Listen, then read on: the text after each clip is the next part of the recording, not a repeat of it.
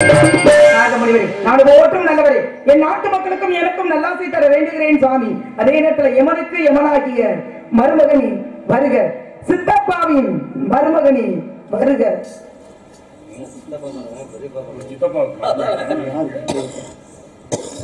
நலமகரப்பாயமா நலமகரப்பாய் மைதான அரபில் விதிர் விதித்து ஒன்றைய கலக்கு கைதான் தலை வைத்து கண்ணீர் ததும்பி வெதும்பியுள்ளோம். எதைத்தான் போற்றி ஜெய ஜெய போற்றி என்று கைதான் அணுகின்ற கண்மணியை கருத்தில் இடப்படுத்த பெண்மணியை அருமையான வணக்கம், அற்புதமான வணக்கம், இனிமையான வணக்கம். இந்த இடத்தையே அலங்கரிக்கும் இன்ப வணக்கமாக அல்லவா இருக்கிறது. இந்த வணக்கத்தை பார்க்கின்ற பொழுது இருப்பினும் தாய் எவ்வாறு வணங்க வேண்டும், தந்தை எவ்வாறு வணங்க வேண்டும், தெய்வத்தை எவ்வாறு வணங்க வேண்டும், ஒரு ஆச்சாரியாரை எவ்வாறு வணங்க வேண்டும் என்கின்ற பலவிதமான நீதிகள் உண்டு. ஆனால் உன்னுடைய வரவேற்பு வித்தியாசமா இருக்கு. ஆனால் வாழ்விலே எல்லோருமே வளம் வந்து வழங்குவது வழக்கு. ஆனால் அந்த வழக்கு என்ன என்பதை அறிவதற்கு முன்பாக இந்த இடத்துல மகளே நீ வாழ்க, மனம் போல வாழ்க, குழந்தையார வாழ்த்துகிறேன், அதை உணவார வாழ்த்துகிறேன்.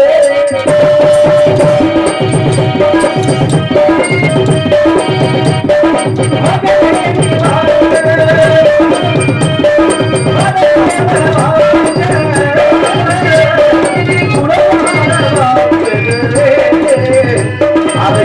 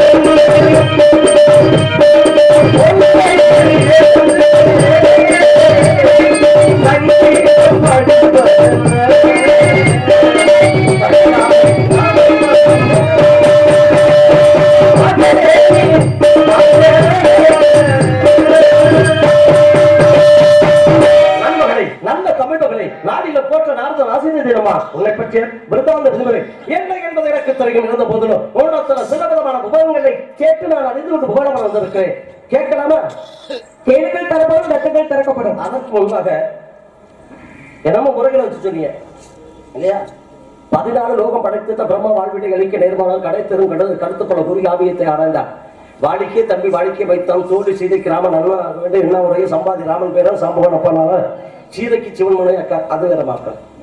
ஆனா என்னை பார்த்து வந்து வராதுமா, என்ன என்னை பார்த்து வந்து வராதுமா. நீங்க சித்தப்பாவின் மருமகனை வருக, அப்ப எமனுக்கு எமனாகிய மருமகனை வருக. வித்தியாசமா கால் எழுத்தை தலையை எழுத்தாக கொண்ட மாதிரி இப்படி கேட்பது எனக்கு வித்தியாசப்படுகிறது. என்ன அப்படின்ற விளக்க முடியுமா? சில விவரங்களை கேட்கணும்னு வந்திருக்கேன் சாமி. ஏன்னா கேளுங்கள் தரப்படும், லட்சங்கள் திறக்கப்படும். அதே நேரத்துல யாரால எப்படி வணங்கணும் அப்படின்னு கேட்டிருக்கீங்க. அதே நேரத்துல மும்மூர்த்தியை வந்து எப்படிதான் வணங்கணும், மும்மூர்த்தியில வந்து இப்படி வணங்கணும். அதே நேரத்துல முனிவரை வந்து எப்படிதான் வணங்கணும், முனிவர் வந்து இப்படி வணங்க வேண்டும். அதே நேரத்துல வீட்டுக்கு வர விருந்தாளிய வாங்க அப்படின்னு உள்ளந்தோடு இப்படி வணங்க வேண்டும். அதே நேரத்துல தாதியந்தரை வந்து இப்படி வணங்கணும். அதே நேரத்துல கணவனை வந்து மண்டியிட்டு வணங்க வேண்டும். பூமாதேவியை 2 கையையும் தலையில வச்சு இப்படி வணங்க வேண்டும். அதே நேரத்துல சண்டிகேஸ்வர், இந்த சண்டிகேஸ்வரர் 2 கையும் தட்டி வணங்க வேண்டும். இப்ப பிள்ளையார தலையில குட்டி முக்கி போட்டு இந்த மாதிரி பிள்ளையாரை வணங்க வேண்டும். கோயிலுக்கு போய் நம்ம போய் சாமியை பார்த்து கும்பிடுறோம். ஆனா 2 சாமி மட்டும் நம்மளை பார்த்து கும்பிடும். எந்த சாமி அப்படின்றத ஒண்ணு ஆஞ்சநேய பெருமானப்பட்டவர், இன்னொரு யாரு அப்படின்னா கருடாழ்வார். இவங்க 2 பேரும் நம்மளை பார்த்து வணங்குறாங்க. என்ன காரணம்?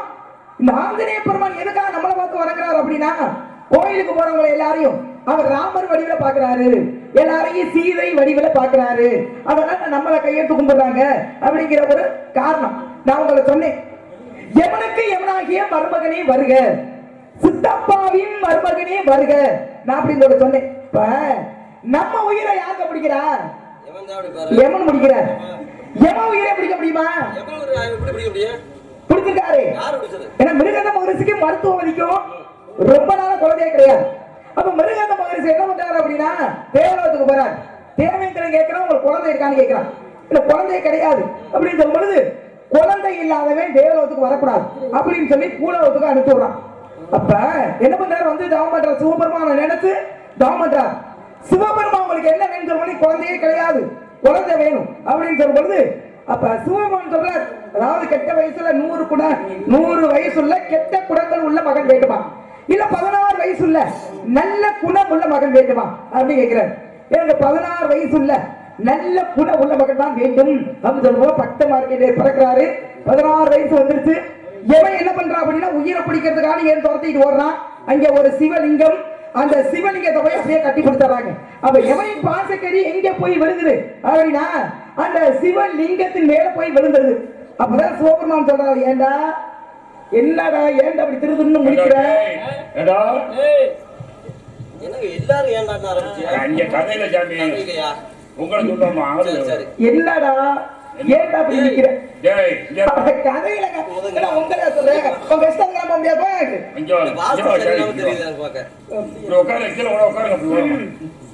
ஏண்டா என்னடா அட கதையில உங்களே சொல்ற மூணு தரையா மூக்க சொல்றீங்க இல்ல அதுக்கு ஏன்டா அப்படி வீட்டுக்கு வர இருந்தாலே வாங்க உட்காருங்க சாப்பிடுங்க அப்படிதான் சொல்லணும். வாங்க உட்காருங்க சாப்பிடுங்க இப்படி சொன்னா என்ன என்ன நினைப்பாங்க இந்த பிள்ளைக்கு ஏதோ வாதம் போல கையை எப்படியே வச்சுக்கிட்டு பேசுறீங்க என்ன சொல்லவா ஏண்டா கதையில கதை சொல்ல முடியல. ஒரு ஏண்டா போட்ட பரவாயில்லையே 9 ஏண்டா இருக்கு. ஏண்டா உனக்கு எவ்வளவு திமிர் இருந்தா உனக்கு எவ்வளவு நெஞ்சல திறந்தா நீ ஏன் உயிரை பிடிக்க வருவேன். ஆனா பார்த்தாலும் பார்த்தேன் உனக்கு மாறி மண்டக்கணும் இந்த உலகத்துல நான் பார்த்ததே கிடையாது. மண்டக்கணத்தை அடக்கலண்டா வந்திருக்கேன். மண்டக்கணத்துக்கு ஒரு மருத்துவத்தை சொல்லு. நானும் 1 மாசமா அவஸ்தைப்படுறேன். அட கதையிலங்க உங்க கதையிலங்க ஆமா ஓ மண்டக்கணத்தை நான் அடக்கலண்டா வந்திருக்கேன். ஓ ஆணவத்தை நான் ஒடுக்கலண்டா வந்திருக்கேன் அப்படின்னு சொல்லி சிவபெருமான் எட்டி உதைச்சாரு. எட்டி உதைச்சோடனே யாரோட உயிர் போயிருது எவனின் உயிர் போயிருது. அப்ப பூமாதேவி என்ன பண்றாங்க எமன் இல்ல அப்படின்னா என்னால பூமி பாரம் தாங்க முடியாது மறுபடியும் எமனுக்கு உயிர் கொடுங்க அப்படின்னு சொல்லி சிவபெருமான் மறுபடியும் எமனுக்கு உயிர் கொடுக்கிறாரு. இப்ப சிவபெருமான் உங்களுக்கு என்ன வேணும் மாமா வேணும். அதாவது எமனுக்கு எமனாகிய மருமகனே வருக அப்படின்னு சித்தப்பாவின் மருமகனே வருக. சித்துகளுக்கெல்லாம் தலைவன் யாரு அனிமா லகிமா மகிமா கரிமா பிரார்த்திமா ஈசாசம் வசித்தும் சொல்லக்கூடிய இந்த அஷ்டமா சித்து. இந்த அஷ்டமா சித்துகளுக்கெல்லாம் தலைவன் யார் அப்படின்னா சிவபெருமான். அதனாலதான் சித்தப்பாவின் மருமகனே வருக அப்படின்னு நான் உங்களுக்கு சொன்னேப்ப ஒரு நார் வரும் வள்ளி என்ன சொல்லி வாழ்த்தணும் மங்களம் உண்டாகட்டும் அப்படின்னு சொல்லி வாழ்த்திருக்கணும். இல்ல 16 பெற்று பெருமாள் வாழமான்னு சொல்லி வாழ்த்திருக்கணும். இல்ல நீ 100 வயசுக்கு வாழணும் அப்படின்னு சொல்லி வாழ்த்திருக்கணும். ஒரு ஆண் மகனை என்ன சொல்லி வாழ்த்துவோம் தீர்க்காயுசா இருக்கணும் அப்படின்னு சொல்லி வாழ்த்துவோம். அதே நேரத்துல ஒரு மணமகனை என்ன சொல்லி வாழ்த்துவோம் மங்களம் உண்டாகட்டும் 16 பெற்று பெருமாள் இப்படி எல்லாம் வாழ்த்துக்கள் இருக்குல்ல. என்ன வாழ்த்து இருக்கீங்க நீங்க என்னப்பா எதுதான் தப்பா கண்டுபிடிச்சீங்க. கால் எழுத்து தலை எழுத்தா கொண்டு இது வாழ்த்தாது. ஒரு பெரிய மனுஷன் தான் வாழ்த்துறதா ஈரைய 11 சுட்டக்கூடியது நீங்க மகாலட்சுமி அந்த புறம் தகுதி உடையாள் நீங்க இப்படிதான் வாழ்த்துறதா கேட்கிறீங்க. வாழ்த்துறதா உனக்கு பெருமை. அதுக்கு என்ன விளக்கம் சொல்லுங்க. சொல்லுங்க சண்டிகேஸ்வரர் இருக்காருல்ல அவர் எதுக்காக கையை தட்டி வணங்குறோம். அதே நேரத்தில் பிள்ளையார் இந்த பிள்ளையார தலையில குட்டி முக்கி போட்டு எதுக்காக இந்த பிள்ளையார வணங்குறோம் சொல்லுங்க. எதுக்காக வணங்குறமா இல்ல இல்ல என்னடா தூங்கிட்டு எந்திரா நானே ஞாபகப்படுத்தி விட்டுட்டே பரவாயில்ல. நான் கூட என்ன வாழ்த்துக்கள்ல பலவிதமான வாழ்த்துக்கள் உண்டு. இப்போ ஒருத்தர் வட்டி கொடுத்து வாங்கியிருக்காரு அவர் வீட்டு கல்யாணம். அப்ப ஒரு பெரிய அறிவாளி மகான் போயிருக்காரு. அவர் காலில் வந்து விழுந்திருக்காங்க. விழுந்த உடனே அவர் வாழ்த்திருக்காரு. எப்படி வாழ்த்திருக்காரு ஆடு போல் படர்ந்து அருகு போல் வேரோடி வாழையடி வாழையாக அவர் கொடுத்து வாங்க வட்டி கொடுத்து வாங்க வட்டியும் முதலுமாக வாழ்வாய் மகளே வட்டியும் முதலுமாக வாழ்வாய் மகளே அப்படின்னா இவனுக்கு மாப்பிள்ளைக்கு ஆச்சரியமா போச்சு பதற்றா போச்சு. என்னடா இப்படி வாழ்த்துக்கிட்டு இருக்காரு இவர் அப்படின்னு அப்ப மாப்பிள்ளை கேட்டிருக்காரு அந்த பெரிய மகள்கிட்ட. என்னங்க எப்படி வாழ்த்துறீங்க இதுல வட்டி யாரு முதல் யாரு அப்படி இருக்காரு. அட முதலுங்கிறது நீ தாண்டா வட்டிங்கிறதாண்டா உன் பெண்டாட்டி. ஏன் அப்படி சொல்றிய வட்டி தாண்டா குட்டி கொடுக்கணும் வட்டி தாண்டா குட்டி கொடுக்கணும் அதனாலதான் இப்படி வாழ்த்துறேன் அப்படின்னா அது ஒரு குதர்க்கமானவா. இப்ப உங்களை பார்த்து கால் எழுத்தை தடை எழுத்தாக கொண்ட பாதை அப்படி சொல்லி வாழ்த்துனா அதுல காரணம் இருக்கு. காரணம் என்ன அப்படின்னா சுவடிகள்ல 3 அடிச்சுவடி, புறாச்சுவடி, எஞ்சுபடி, 3 சுவடி அந்த காலத்துல படிப்பு. அதுல தமிழ் என்ன எஞ்சுபடின்னு ஒண்ணு இருக்கு. எஞ்சுபடி அப்படின்னாக்க எண்களை குறிக்கிறது. அப்ப எண் அப்படின்னாக்க காணா அப்படின்னா ஒண்ணுன்னு அர்த்தம் தமிழ்ல. ஊனா அப்படிங்கிறது 2. யானை அப்படி மல்லாக்க போட்டோம்னா 10, அதைய குப்பரை போட்டோம்னா அது என்னன்னா 100. வானா என்பது கால். 303 விக்கிரமணி 23 வாகனை ஆனா பேருக்கு சூனா. அந்த சூனா என்பது என்ன முந்திரின்னு அர்த்தம். இப்ப வானா அப்படின்னா என்ன அப்படின்னா வானா என்பது கால். அதான் பாடுறா 8 கால் லட்சணமே இமினேரும் பரியே அப்படி சொல்லி பாடுறான். அப்ப 8 கால் அப்படின்னா என்ன? 8க்கு ஆனா போட்டு 8 என்பது ஆனா பக்கத்துல வானா போட்டு அவள் லட்சணமே அப்படின்னு சொல்லுவோம். அப்ப ஆ என்பது 8, வானா என்பது கால். 8 கால் லட்சணமே. உன் பேர் என்ன? என் பேர் வள்ளிங்க. அந்த வள்ளிக்கு முதல் எழுத்து என்ன? வானா வரும். வானா வருதா? அந்த முதல் எழுத்துக்கு பேரு தலை எழுத்து. தலைப்பு செய்தி அப்படின்னா முதல் செய்தி. அப்ப அந்த உன்னுடைய வள்ளிங்கிற சொல்லுக்கு பேருக்குள் முதல் எழுத்தாக வரக்கூடியது வானா. அந்த வானாவை, அந்த காலை, கால் எழுத்தை, வானா என்ற கால் எழுத்தை உன் பேருக்கு தலையெழுத்தாக கொண்ட மாதே அப்படின்னு சொல்லி. சரியா? இங்கே டான்சராக நடித்த முத்துலட்சுமி அவர்களுக்கு அன்பு தலைவராக MMK அவர்கள் ரூபாய் 110 அன்பளிப்பாக்கியிருக்கிறார்கள். அவர்களுக்கு முத்துலட்சுமி அவர்கள் சார்பாக நன்றி. வணக்கம். வணக்கம். ஆனா இப்படி நல்ல விளக்கத்தை நீங்க கேட்டாலும் கூட சந்திக்க சொல்ற ஏன் எதுக்காக கையை தட்டி எதுக்காக வளர்க்குறோம்? முதல்ல அவரை தட்டி கும்பிடுறதே தப்பு இல்லையாங்க. முதல்ல அவரை மொத்தத்துல அப்படி தடவி கும்பிடுறோம். ஆனா நம்ம தட்டுறோம். ஏன் அப்படின்னா பிரமரத்தன் யக்ஷரத்தன் 2 பேர். இவங்க என்ன பண்றாங்க? எப்படி அந்த கோயிலுக்கு அவர் வந்து கடக்கப்படைய வந்தாரு அப்படின்னா 2 பேர் அவங்க தொழில் என்ன அப்படின்னா மாடுகளை வச்சு கொண்டு வந்து வாழ்க்கை வந்து 30 வியாபாரம் செய்வது அவருடைய தொழில். ஒரு நாள் தருவாயில இந்த பரமதத்தன் என்ன பண்ற போய் மாடுகள் வைக்க போட்டேன். பசு மாடுகள், கால மாடு இல்லை. அதை சாயங்காலம் வந்தோன்னா அதை பால் கறந்து விற்கிறது உங்களோட பழக்கம். இப்படி ஒரு நாள் தினம் போறேன், தினம் வர்றேன். ஒரு நாள் தருவாயில மாடு கண்டு எல்லாம் வந்துருச்சு. ஆனா அவன் மட்டும் வரல. என்னண்ணே அவன் மட்டும் வராம இந்த நிலையில அப்பன் பாக்குறேன் மாடு எல்லாம் வந்துச்சு அவனை காணவே அப்படின்னு சொல்லி ஏற்று பாக்குறேன். வரல. சரி நாமளாவது நேரம் ஆயிடுச்சுன்னு பால் வாங்க வந்துருவாங்க, நாமளாச்சு கறந்து ஊத்துருவான் அப்படின்னு நினைத்த அவன் ஒரு கண்ணுக்குட்டி அவுத்து விடுற. அவுத்து விட்டோன்னா போனவொன்னா பாலை குடிக்கணுமா இல்லையா? குடிக்கல. ஆனா போய் முட்டுனவங்க திரும்பி வந்துருச்சு கண்ணுக்குட்டி. அப்புறம் இன்னொரு கண்ணுக்குட்டியை அவுத்து விட்டேன். அதே மாதிரி அதனுடைய அந்த தாயுடைய மடியில போய் முட்டுனது திரும்பி வந்துருச்சு, பால் குடிக்கல. அதே மாதிரி இன்னொரு கண்ணுக்குட்டியை அவுத்து விட்டேன். அதுவும் போச்சு, பால் குடிக்கல, திருப்பி வந்துருச்சு.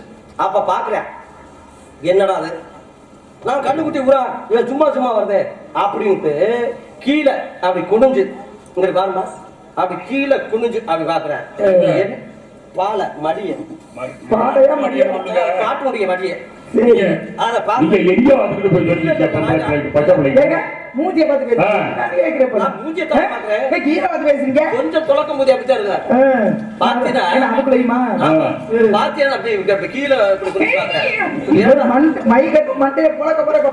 இல்லடா இத்தனை நாள் பால் பீக்காம இருக்கும் மடி பெருசா இருக்குறேன். இன்னைக்கு சிறுசா இருக்கேன். சிறுசா இருக்கேன். இந்த மடி வத்ததுக்கான காரணம் என்ன? இந்த பாலை பீச்சினவன் யாரு? பசுனுடைய பாலை பீச்சினது யாரு அப்படின்னு இவனுக்கு சந்தேகம் வந்துருச்சு. சரி 3 பசும் பார்த்தேன். அப்படி அதே மாதிரி பால் வத்தி போயே இருக்க, மடி சிறுத்து போயிருக்கு, ஒண்ணுமே புரியல. அப்ப நம்ம கண்ணுக்குதான் அப்படி தெரியுதோ அப்படின்னு நினைத்த அவன் தன்னுடைய மனைவி உள்ள இருக்கல வீட்டுக்குள்ள பொட்டாட்டி, அந்த பொட்டாட்டியை கூப்பிடுறேன். அடே யாரு பொறுமா கதை சொல்லி அடியேன்னு சொல்றது எங்க பத்தி பேசுறீங்க? கதை மரியாதை தேவை. முதல்ல மரியாதை கொடுத்து மரியாதை வைங்க. அவ்வளவுதான் மரியாதை சொல்லிட்டு கொடுக்கு. என்ன அடியே மத்த பேச அங்க பார்த்து பேசுறீங்க? அதெல்லாம் அடியேன்னு சொல்றது எங்க பார்த்து பேசுறீங்க? இப்ப என்ன நடைமுடி பாவனையோட சொல்லிக்கிட்டு இருக்கீங்களோ? உங்க நடைமுடி பாவனையை கொஞ்சம் அடக்கி வைங்க. மண்ட கணத்தை ஒடுக்க தாண்டா வந்து போது எப்படி நான் சொன்னது கதையில, நான் சொன்ன அப்புறம் கதையில இல்லாம சொல்றேன். திருப்பி அப்புறம் நானும் கொடுப்பேன். ஞாயிறுன்னு ஒண்ணு வந்து திங்கள்னு ஒண்ணு வரும். மல்லாக்கப்படுத்தக்கூடிய எச்சி எது கூட எச்சி எங்கே விழுகும், மேலதான் விழுகும். ஆடின்னு ஒண்ணு வந்து ஆவணின்னு ஒண்ணு வரும். துப்பி பாத்திருக்கியா? என்னது? மல்லாக்கப்படுறது தலையில லேசா அப்படி சாச்சு துப்பணும். அப்ப வெளியே நேருக்கு நேரம் அப்படியே துப்பணும். நம்ம மேலதான் விழுகும்.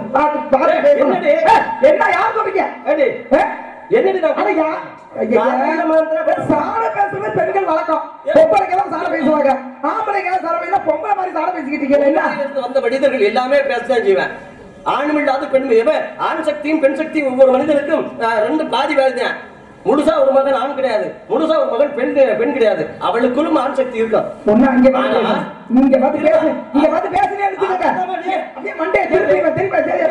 என்னடி நான் கூடு கதையிலமா என்ன அப்படி வந்துருக்க? இங்க பார்த்து பேசுங்க. அங்கே உங்கள்கிட்ட தான் நான் பேசிக்கிட்டு இருக்கேன். அங்கேயே பேச வந்திருக்கேன், உங்கள்கிட்ட தான் நான் பேச வந்திருக்கேன் அப்படின்னு. அப்படி எங்க வாடி வெளியே முதல்ல அப்படின்னு சொல்லி கூப்பிட்டேன் கதையில. அப்ப வந்து பாக்க பார்த்தோன்ன ஆமா மடி வச்சுதான் போயிருக்கு. இது பாலை பீச்சுங்க நீங்களா வச்சுனீங்க? ஆனா நீ பீச்சுனியா? பக்கத்து அக்கம் பக்கத்துல இருந்தவங்க நீ பீச்சுனியா? யாரு அப்ப யாரா பீச்சுனது? அப்பா அப்பனுக்கு சந்தேகம் வருது. அப்ப காட்டுக்கு போறா அவன் என்ன மடலான விஷயம் லிங்கத்தை செஞ்சு அதுக்கு பாலை பூரா கறந்து அவன் லிங்கத்துக்கு அபிஷேகம் பண்றதுக்கு அங்கே வச்சிருக்கேன். கோபம் வந்த உடனே மணலுக்கு அபிஷேகம் பண்ண போறேன் அப்படி நினைத்த அவன் அப்படி காலை எட்டி அந்த பானையில் உதைக்க பால் குடம் கீழே சாய ஆத்திரம் கொண்ட கோடால் வச்சிருந்த கையில ஓங்கி வெட்டினா கால் ரெண்டா துண்டா அந்த இடத்துல அந்த சிவபெருமான் பிரசனமாகி உதயமாகி காட்சி கொடுத்து, அப்பா என் மேல் உனக்கு இவ்வளவு பத்தியாடா அப்படின்னு சொல்லிட்டு அவங்க அப்பங்க எடுத்து ஒட்ட வச்சு நீ நல்லா இருப்பா அப்படின்னு சொல்லிட்டு இன்று முதல் நீ சண்டிகேஸ்வரர் அப்படிங்கிற பதவியோடு எனக்கு காவல் தெய்வமாக இருப்பாய் அப்படின்னு சொல்லி அன்றைக்கு சிவபெருமான் வரம் கொடுத்து அவனா அமர வச்சான்.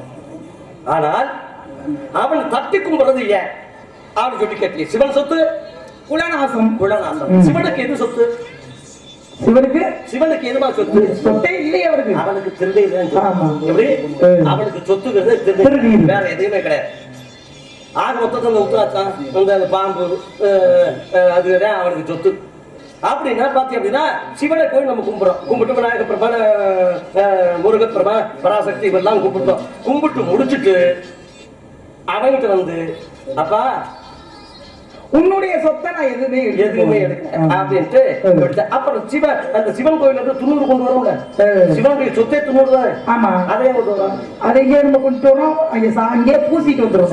அங்கே மடிச்சு நம்ம வச்சுட்டு ஐயா இது உங்களால் கொடுக்கப்பட்டது, நான் எடுக்கவில்லை, உங்களால் கொடுக்கப்பட்ட அந்த திருநீரை நீங்க வந்து எனக்கு வரம் கொடுத்தது போல இந்த திருநீரை எனக்கு கிடைச்சது பெரும் பாக்கியம், வேற எதையுமே நான் எடுக்க அப்படின்னு சொல்லிட்டு அங்கே போய் என்ன அந்த சண்டிகை முன்னாடி போய் முதல் என்ன செய்யணுமா இங்க இருப்பா இப்படி தடவணும்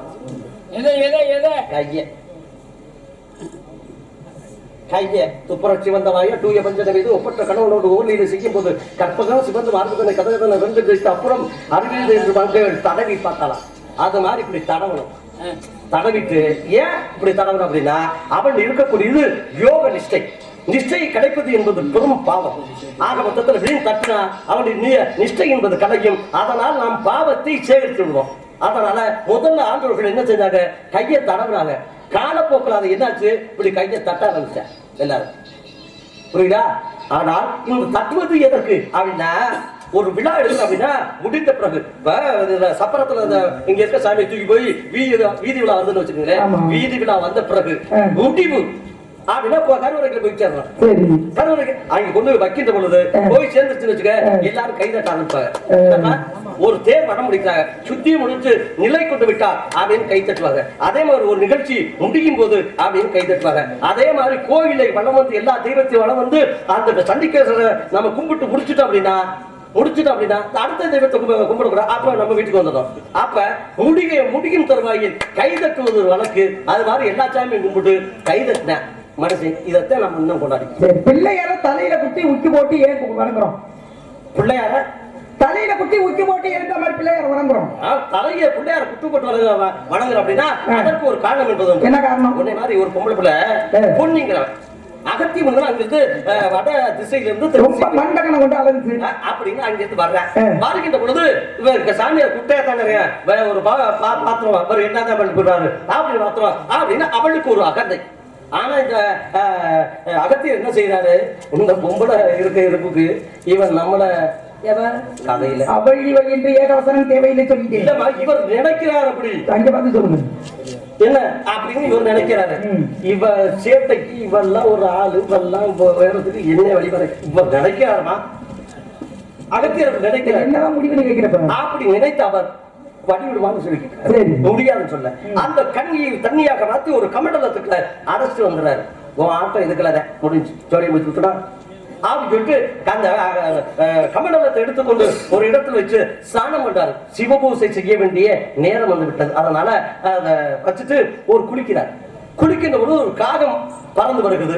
அந்த செம்பு பறந்து வச்சுக்க ஒரு வாயில் அப்படின்னு உட்கார்ந்த உடனே கீழே தண்ணி, அந்த கமண்டல பொன்னி என்கின்ற தண்ணி கீழே சாய்ந்து விடுகிறது. சாய்ந்து காவிரியாக ஓடிக்கொண்டிருக்கிறது. அப்ப காகம் ஒரு வாயில உட்கார்ந்தது.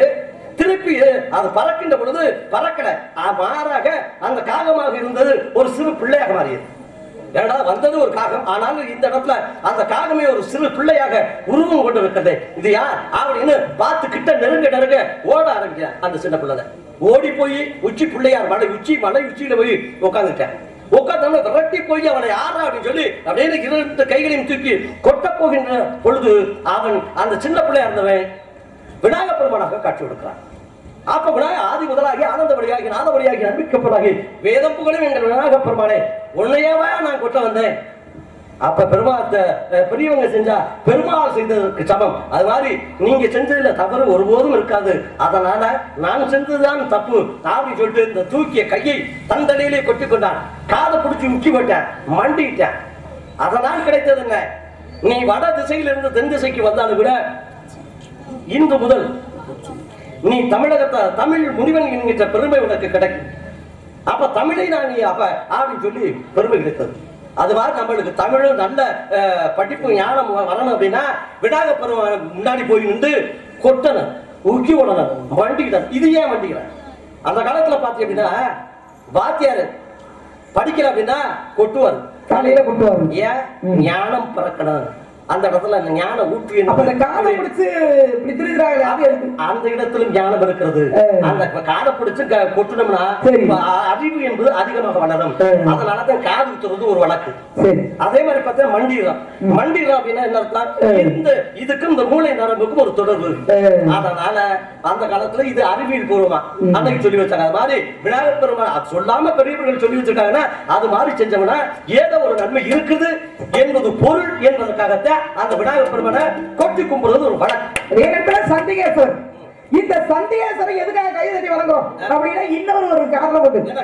இந்த சண்டிகேஸ்வர் வந்து எப்போதுமே சிவ சிந்தனையிலே இருப்பார், சிவனையே நினைத்துக் கொண்டிருப்பார். மக்கள் வேண்டது வந்து அவருடைய காதல் விழுகாது அப்படிங்கிற தன்மைக்காக மக்கள் வந்து கையை தட்டி வணங்குறோம் அப்படிங்கிற இன்னொரு ஒரு காரணம் உண்டு. நீங்க சொன்னீங்க விநாயகப் பெருமான் வந்து காக்கா உருவெடுத்து தட்டி விட்டாரு, தண்ணி வந்து காவிரியா ஓடுது அப்படின்னு சொன்னீங்க. கமலத்தை தட்டி விட்டார், காக்கா உருவெடுத்து விநாயகப் பெருமான் கமலத்தை தட்டி விட்டார்.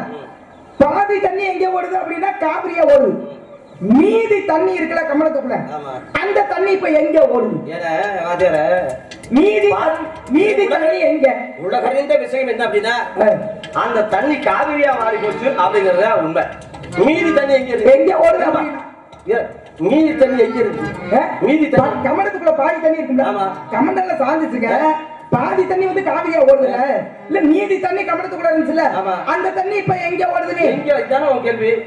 தஞ்சாவூர் மண் எடுத்து தாமிரவரை தண்ணியை விட்டு சேர்த்து சேர்த்து செய்தது இந்த பொண்ணு.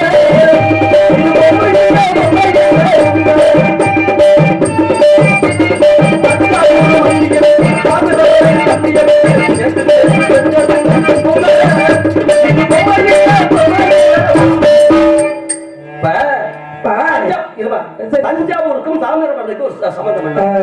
ஏன்னா தஞ்சாவூர்ல வருது தாமிரபரணி எங்க வருது? காவிரி.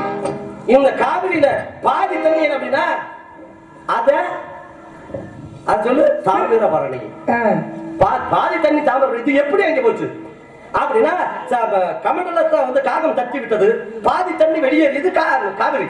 அது மீதி உள்ள இருந்து வைத்தியா அது எங்க வருது? அந்த கமெண்டல நீரை எடுத்துக்கொண்டு அப்ப சுரேமார் விநாயகப் பெருமான், ஐயா நான் வட திசையில இருந்து வந்தவன், தென் திசையில எனக்கு தமிழ் அவ்வளவா தெரியாது, சரி தமிழ் எனக்கு புலப்பட வேண்டும் என்று கேட்க அந்த விநாயகப்பன் இன்று முதல் நீ தமிழ் முனிவராக கடவுது. அப்ப தமிழ் முனிவன் என்கிற பட்டத்தோடு நான் இருக்க வேண்டும். ஆனால் நான் தமிழ் எனக்கு நல்லா தெரியல. அப்ப தமிழ் தெரியும்னா எது பண்ணலாம் என்று கேட்கின்ற பொழுது பொதிகை மலை, பொன்மலை, பொதுமலை என்கின்ற குற்றால மலைக்கு போ, பொதுமலைக்கு, பொதிகை மலைக்கு போ. அங்க போன அப்படின்னா நீ கேட்கின்ற கேள்விகளுக்கு அள்ளி தெளிப்பான் கந்தன், அதில் தமிழ் பேசுக அப்படின்னு முடிக்கிறார். அதன் பொருட்டு அந்த பாதி தண்ணி எடுத்துட்டு இங்க வர்றாரு.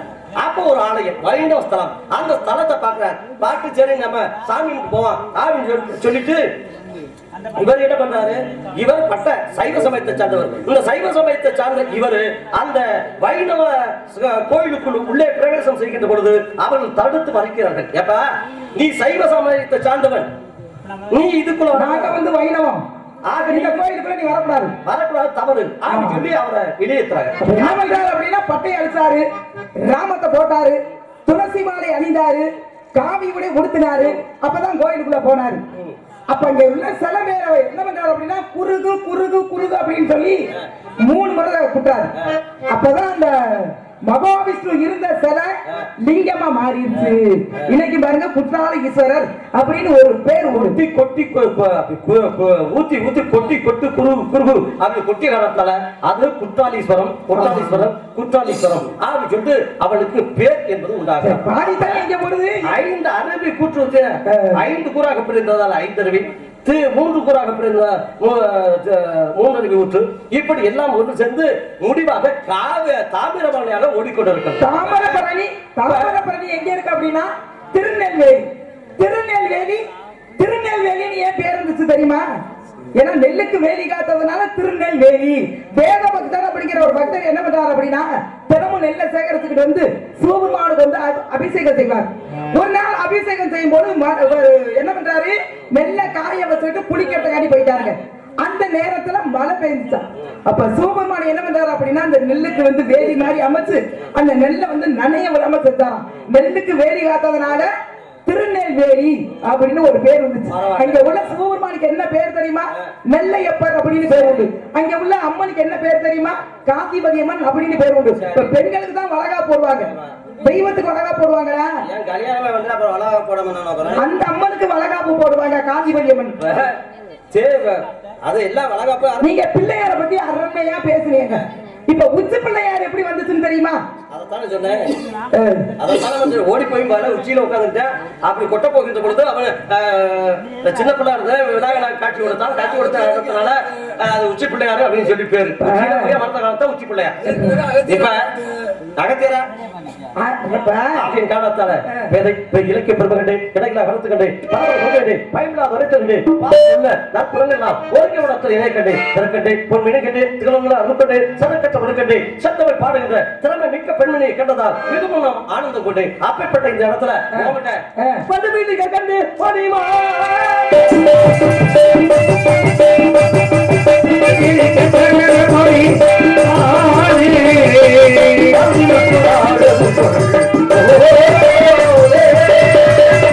ஞான நிலைத்தான் உணர்ந்த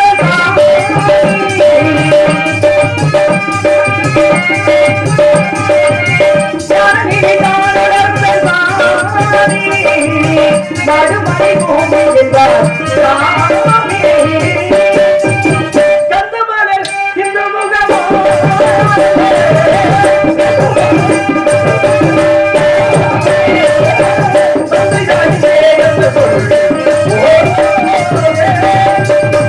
தந்தை நம்பிராஜன் என்பார் தந்தை நம்பிராஜன் என்பார் தாய் நம்பி போகின்றார்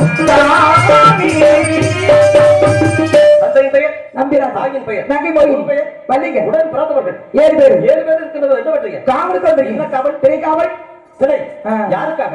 முருகனுக்காக. நிச்சய உடம்புக்கு சிறந்த பிரதானம். நோய் உள்ளவனுக்கு, நோய் உள்ளவனுக்கு மருந்து தேவை, பசி உள்ளவனுக்கு உணவு தேவை, உடலுக்கு இனிமை தேவை, உனக்கு உனக்கு எனக்கு தாய் தகப்பன் தேவை, புருஷன் தேவை. பருவகாலத்தை வீணாக பாராட்டிக் கொண்டிருக்கிறார். கல்யாணம் ஆயிடுச்சா? இன்னும் ஆகிறது. பருவகாலத்தை வீணா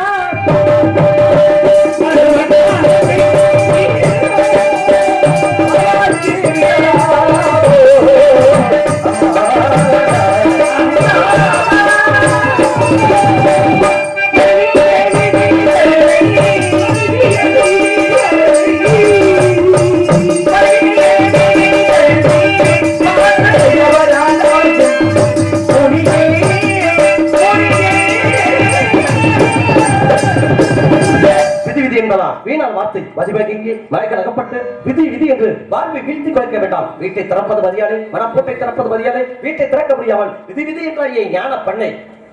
ஆக விதி பெருசா மதி பெருசா என்று பார்த்தால் வாழ்க்கைக்கு தேவைப்படுவது மதி. பிறப்பு என்பது விதி, இறப்பு என்பது விதி, இடையிட்டு வாழக்கூடிய வாழ்க்கை தேவைப்படுவது என்ன அப்படின்னா மதி. ஒரு மாணவன் நல்ல மத பெண்களை பள்ளியில பெறணும் அப்படின்னா அவனுக்கு விதி வந்து பேனா படிச்சு எழுதுவது கிடையாது. அவன் எடுத்துக்கொள்ளக்கூடிய முயற்சியும் அவன் படித்த பயிற்சியுமே அவனை வெற்றி பாதைக்கு அழைத்து செல்கிறது. வாழ்வாங்க வாழ்ந்தவரெல்லாம் வாழ்வதையும் தெய்வத்தில் வைக்கப்படும் என்று சொல்வார்கள். அந்த வகையில ஒன்ன தெய்வத்தோட தெய்வம் சேர்க்கலாம்னு முடிவு பண்ணி ஒரு மாப்பிள்ளை பார்த்து வந்திருக்கிய மாப்பிள்ளைய சொல்லுங்க சாமி. பிடிக்கல அப்படின்னா போயிட்டு சம்மதமா? வெற்றி வேலை கையில் கொண்டவா வந்தான்,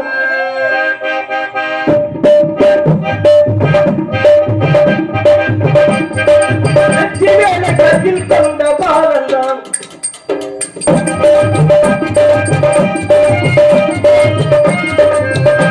அவன் வெற்றி வேலை கையில் கொண்டவா வந்தான், அவன் பச்சை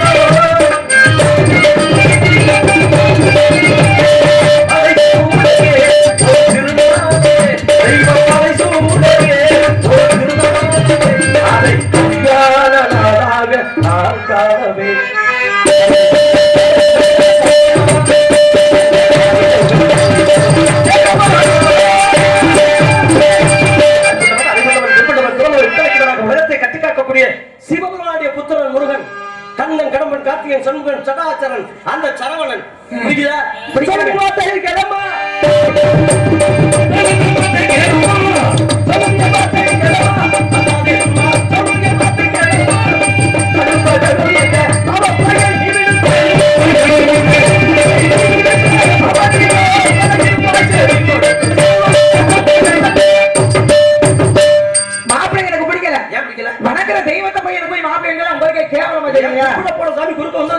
கணவனே கண்கொண்ட தெய்வம், கண்கொண்டாதான் கடவுளை மனசு வச்சாதான் மனமிருந்தால் மார்க்கம் உண்டு.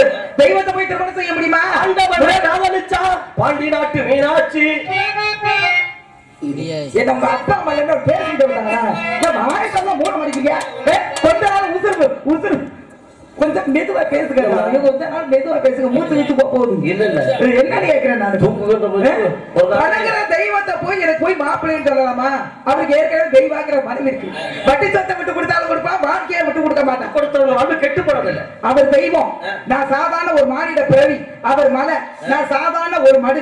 எனக்கு அவருக்கு சம்மந்தம் இருக்கா? முதல்ல மலையில மலையில உப்பு எங்க அடையுது? கடல்ல, தண்ணியில. அதுக்கு இதுக்கு சம்மந்தப்படுத்தல. அது இது சம்மதம்.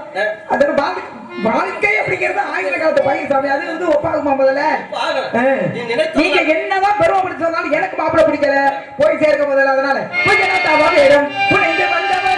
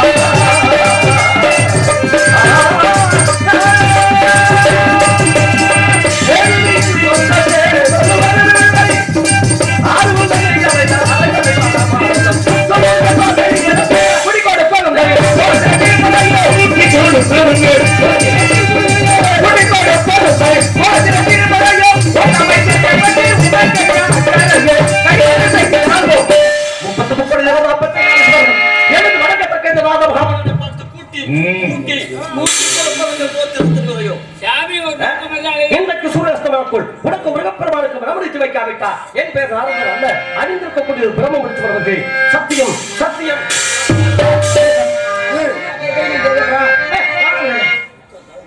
கண்டா கடம்பா கதிர் வடிவேலா என்று மன்னித்து விடுங்கள். வந்த நால்வரிடம் இப்படி நன்றாக பேசினால்தான் எங்களது கல்யாணம் தானே. சைடிஸ் கப்பு முருகா சீக்கிரமாக வந்து இந்த வள்ளியை திருமண தலைவா